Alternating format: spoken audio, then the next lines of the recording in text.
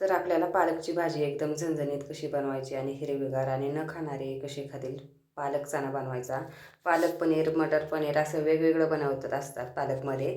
तर आपण चणा पालक कशी बनवायची आणि खायला खूप हेल्दी असते. चणे पण खूप पौष्टिक असतात, म्हणजे ओले हरभरे.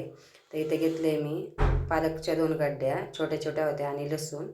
तर हे बघा कशा पद्धतीनं करायचं. तर मी इथं पालक शिजवून घेतलेली आहे, त्याच्यात मिरच्या टाकलेल्या आहेत, म्हणजे चांगलं हे करायचं. हे धुवून बिवून घेतलेली आहे आणि इकडे शिजवून घेतलेली आहे. तुम्ही बघू शकता की शिजवून घेतल्यानंतर काय करायचं, मिरच्या चांगल्या शिजवून घ्यायच्या, म्हणजे तिखटपणा चांगला येतो.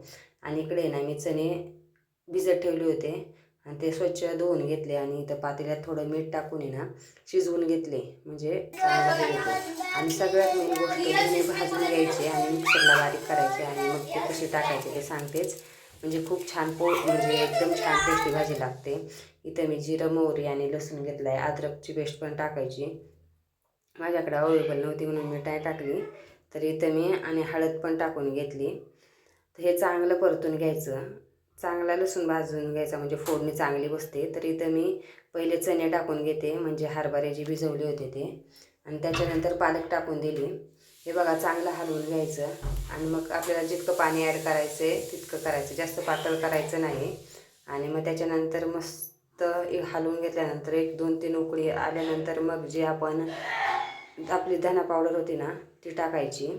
ती टाकल्यानंतर चांगलं हलवून घ्यायचं 5 मिनटानं, आणि 5 मिनटानंतर त्याच्यात शेंगदाण्याचा कूट टाकायचा, म्हणजे टेस्ट जरा आणखी वाढते. ह्याच्यात दुसरा कुठलाही मसाला टाकायचा नाही. हिरव्या मिरचीमुळे ना खूप छान चव येते.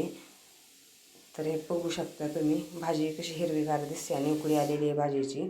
तर इथं मी शेंगदाण्याचा कूट टाकून घेतला, जास्त बारीक नाही करायचा शेंगदाण्याचा कूट. तो टाकून झाल्यानंतर चांगला हलवून घ्यायचं आणि 2 मिनटंच उकळी येऊन द्यायची आणि मग खायला घ्यायचं. अशा प्रकारे हिवाळ्यात म्हणजे खूप याच्यात कुस्करून चुरून भाकरी खाऊ शकता. आवडला तर नक्कीच लाईक, शेअर, सबस्क्राईब करा. धन्यवाद.